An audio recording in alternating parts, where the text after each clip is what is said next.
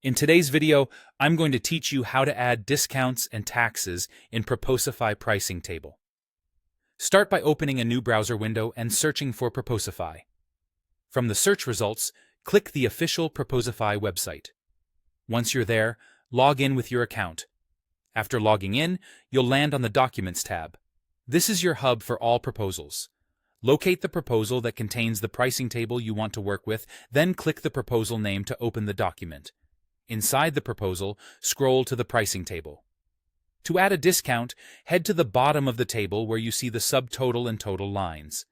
Look for a discount row. If you don't see one, click the plus icon in the table footer to add a discount row. This ensures the discount is applied as part of the table's built-in calculations. Click the discount label or the cell next to it to begin editing. You'll be prompted to choose how the discount is calculated. Select Flat, indicated by a $sign, to subtract a fixed amount from the subtotal. Choose Percent, indicated by a % sign, if you want to apply a percentage-based discount. Now type the discount value. For a flat discount, enter the currency amount. For a percentage, enter the number only, like 10 for 10%.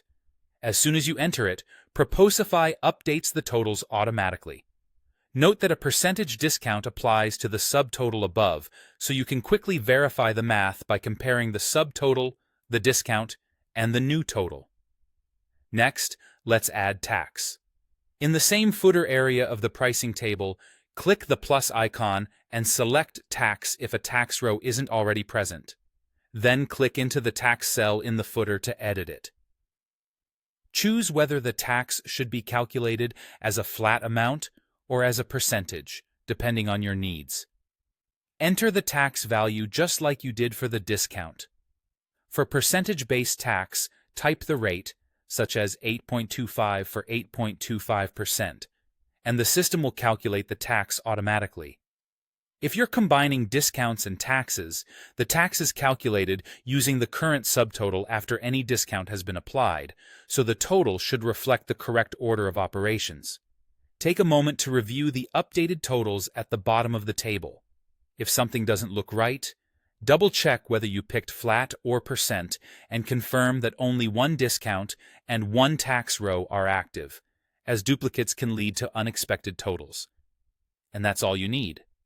You searched for Proposify, opened your document, and accurately added both discounts and taxes right in the pricing table.